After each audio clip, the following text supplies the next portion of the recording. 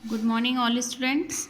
आज आपकी यूनिट 6 ठीक है, इंट्रोडक्शन टू ITES इंडस्ट्रीज़। ठीक है, ये चैप्टर आपको यूनिट 3 में था। मैंने आपको बता दिया है कि ICT क्या होता है, इंफॉर्मेशन एंड कम्युनिकेशन टेक्नोलॉजी। ठीक है, ये किस लिए, ये एक तरह की डिजिटल ठीक है लिटरेरी है जहाँ पे हम कई सारी बेसिक चीज़ें करते हैं। ठीक है, तो इंफॉर्मेशन टेक्नोलॉजी क्या होती है, एक ऐसा फैक्टर है जो कई सारी रिसर्च को डेवलपमेंट करता है। ठीक है, इसमें कई सारे फंडामेंटल रिसोर्सेज होते हैं और जो कि हमें हमारी आज की ज़िंदगी में कई सारे कंपटीशन है और कई सारी जगह पे हमें सर्वाइव करने के लिए ज़रूरी होते हैं।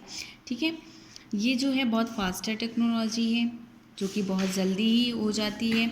इसमें क्या होती है, हमारे कंप्यूटर वगैरह आ गए हैं, तो ये आईटी में जैसे हम कोई वर्क करें, पहले जो काम होता था वो जैसे फाइल होती थी, फिर उसमें रिटन वर्क होता था, लेकिन अब आईटी जब से इंफॉर्मेशन टेक्नोलॉजी आ गई तो हमारे कंप्यूटर आ गए हैं और उनके थ्रू हम जल्दी काम कर लेते हैं। इसलिए सारी इंडस्ट्रीज़ जो हमारी ऑफिशियल होती हैं या और भी चीज़ें, वहाँ पर ये चीज़ यूज़ होती है। ठीक है, इंफॉर्मेशन टेक्नोलॉजी जो होती है वो एक कंप्यूटर बेस्ड टूल्स होती है। ठीक है, इसमें क्या होता है, कंप्यूटर्स होते हैं जिसमें कि बहुत सारे रिसोर्सेज मिलकर इसको बनाते हैं, ऑर्गेनाइज करते हैं। इसमें प्रोसेसिंग होती है, यानी कौन कौन से टूल्स जो होते हैं इनमें इंक्लूड होंगे। एक कंप्यूटर हो गया, सॉफ्टवेयर हो गया, रूटर हो गया, सर्वर हो गया, प्रिंटर, मॉडेम्स एंड और कई सारी छोटी छोटी चीज़ें। ठीक है, इंफॉर्मेशन टेक्नोलॉजी में जैसे ही हम कंप्यूटर यूज़ करते हैं तो किस लिए करते हैं, स्टोर करने के लिए। कई सारी फाइल वगैरह स्टोर करते हैं, फिर उनको रिट्रीव करते हैं, एक फ़ाइल को दूसरे फाइल में डिस्ट्रीब्यूट करेंगे, ट्रांसमिट करेंगे, मैनिपुलेट करेंगे डाटा को। ठीक है, तो ये सारी चीज़ें जो हैं वो हमारी इंफॉर्मेशन टेक्नोलॉजी के अंतर्गत आती है। इसमें जो कंप्यूटर होता है वो किस प्रकार वर्क करता है, तो इसमें 3 प्रोसेस होती हैं जिसके आधार पर कंप्यूटर जो हमारा ऑपरेट करता है। पहला होता है इनपुट, दूसरा प्रोसेस और तीसरा आउटपुट। यानी कंप्यूटर को हम जो भी इनपुट देते हैं पहले वो उसे प्रोसेस करता है, देन उसका आउटपुट हमें देता है। ठीक है, इसी आधार पर हमारे इनपुट आउटपुट के आधार पर कई सारी चीज़ें, जो इनपुट होती है वो डाटा कलेक्टेड कैप्चर्ड होती है, यानी इसमें हम जो अपना डाटा कलेक्ट करते हैं।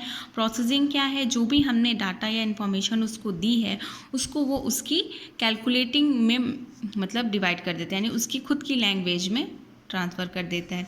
आउटपुट क्या होता है, शोविंग और रिजल्ट ऑन स्क्रीन या प्रिंट आउट, जैसे कि हमें मॉनिटर में उसका आउटपुट शो हो जाए, ठीक है, स्क्रीन में, या हमें हार्ड कॉपी प्रिंट आउट के थ्रू मिल जाए, या फिर हम ईमेल के थ्रू किसी को सेंड कर दें। कम्युनिकेशन क्या है, कम्युनिकेशन जो हमारा है वो sending results collecting data feedback है, यानी कि जब हम किसी को रिजल्ट भेजते हैं तो उसके बाद जब उसको डाटा कलेक्ट करता है तो उसके बाद उसका वो फीडबैक देता है। ठीक है, ये प्रोसेस है जो कि हमारी आईटी की इसी आधार पर चलती है।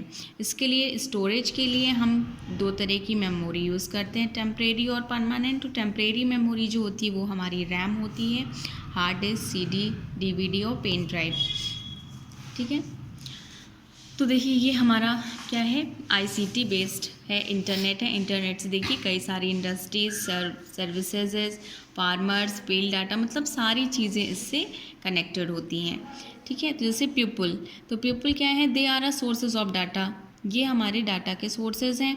किसी भी सिस्टम में ये ऑटोमेटिकली रन करते हैं। Need for software programmers and then data, यानी इसमें जब हमें जिसकी ज़रूरत होती है उसी आधार पर हम इस पर काम करते हैं। ठीक है, डाटा क्या है, ये डाटा जो होता है वो हमारा एक तरीके का, जो कि लोग होते हैं, कोई भी अपनी इन्फॉर्मेशन पर्सनल शेयर करते हैं बाई किसके थ्रू, किसी भी यूनिट्स के थ्रू, जैसे मंथ हो गया उनका, स्टूडेंट की प्रेजेंट अटेंडेंस, तो स्कूल वगैरह में जो भी मतलब इन्फॉर्मेशन कलेक्ट करते हैं वो हमारा डाटा होता है। हार्डवेयर क्या है, हार्डवेयर जो होती है वो फिजिकल पार्ट्स होते हैं हमारे। ठीक है, जैसे कीबोर्ड, माउस, मॉनिटर, ठीक है, सीडी, हार्ड डिस्क, जिसको कि हम टच कर सकते हैं। सॉफ्टवेयर क्या है, सॉफ्टवेयर ऐसे पार्ट्स होते हैं जिन्हें हम देख सकते हैं मगर हम टच नहीं कर सकते, लाइक एज हमारे प्रोग्राम। ठीक है, जैसे MS ऑफिस हो गया, पेंट हो गया, ये सारे प्रोग्राम जो होते हैं वो हमारे सॉफ्टवेयर होंगे।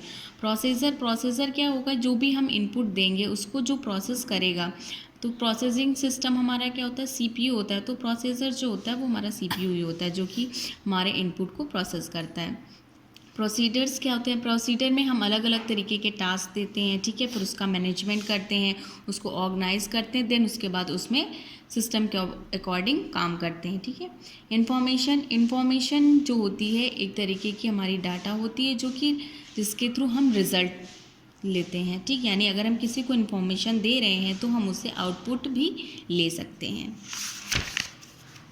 एडवांटेज ऑफ यूजिंग ICT, इसका एडवांटेज क्या होगा? इसका एडवांटेज ये होगा कि हम कई सारी इन्फॉर्मेशन बहुत आसानी से इजी वे में एक दूसरे से शेयर कर सकते हैं बाय ईमेल्स, वीडियोस या SMS, ठीक है। और इसके अलावा कई सारी जैसे नेटवर्क जो होते हैं हमारे, उससे हम जॉब फाइंड कर सकते हैं, ठीक है, इंटरनेट के थ्रू। और कई सारी ग्लोबल इकोनॉमी सर्च कर सकते हैं, कहीं पे भी कोई इन्फॉर्मेशन हमें अगर पढ़ने में कोई दिक्कत हो रही है तो इंटरनेट के थ्रू हम आसानी से उस टॉपिक को समझ सकते हैं, ठीक है। अब ये सारी चीज़ें फार्मर के लिए भी यूज़ होती हैं। एग्रीकल्चर में अगर उन्हें कोई दिक्कत होती है तो वो पहले इंटरनेट में उस चीज़ को देख लेते हैं कि इसका प्रोसेस क्या होगा, उसके बाद उन्हें उसको वो अपनी खेती में अप्लाई करते हैं, ठीक है। डिसएडवांटेज इसका क्या है? अब कोई चीज़ अगर बनी है तो उसका एडवांटेज होगा तो उसके डिसएडवांटेज भी होते हैं। तो डिसएडवांटेज क्या है कि अगर जैसे किसी ने हमारा पासवर्ड हैक कर लिया, ठीक है, तो अगर हमारी इन्फॉर्मेशन गलत ले ली तो वो उससे हमारा उसका मिसयूज़ कर लेगा, तो ये डिसएडवांटेज होते हैं, ठीक। तो उसके प्रिकॉशंस भी हैं, तो क्या करना है, इसके प्रिकॉशंस क्या क्या हैं? यूज़ स्ट्रॉन्ग पासवर्ड, तो जो भी आप अपना कंप्यूटर लें उसमें ID और पासवर्ड जो है वो स्ट्रॉन्ग ऐसा लगाएं और किसी से उसको शेयर ना करें।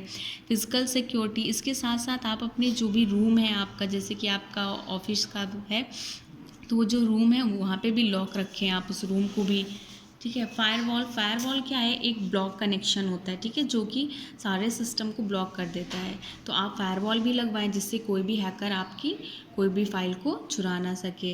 रेस्ट्रिक्ट यूज़ ऑफ गैजेट्स, आप जो गैजेट का यूज़ करें वो चेक करके, यानी अगर किसी से आप पेन ड्राइव या CD ले रहे हैं तो पहले उसको चेक कर लें कि उसमें वायरस वगैरह तो नहीं है या कोई ऐसी चीज़ तो नहीं है कि हम उसका यूज़ करेंगे तो हमारी इन्फॉर्मेशन उसके पास शेयर हो जाएगी, ठीक है।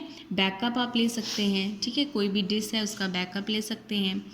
और इसी तरीके के apply software update when necessary, जब आपको जिस सॉफ्टवेयर की ज़रूरत हो तभी आप उसको अप्लाई करें, अदरवाइज़ उस सॉफ्टवेयर को डाउनलोड ही ना करें। यूज़ सिक्योर वेबसाइट, आप जो भी वेबसाइट यूज़ करें उसकी सिक्योरिटी भी चेक कर लें कि ये हमारे लिए सेफ़ है या नहीं है।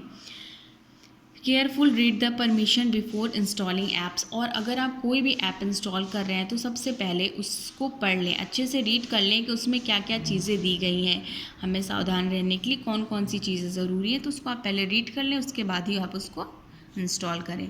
बायोमेट्रिक सिस्टम, आप अपने फिंगरप्रिंट्स या आइज़ पैटर्न के थ्रू आप बायोमेट्रिक सिस्टम भी अपने कंप्यूटर में यूज़ कर सकते हैं। एंटीवायरस, आप समय समय पे वायरस को रिमूव करने के लिए एंटीवायरस अपडेट कर सकते हैं, ठीक है। Use email and internet with caution, और आप अपना जो ईमेल या इंटरनेट यूज़ करते हैं वो भी सिक्योरिटी के साथ यूज़ कर सकते हैं, ठीक है। तो ये आपका चैप्टर है, इसके क्वेश्चन आंसर आप राइट करिएगा कॉपी में। Thank you all.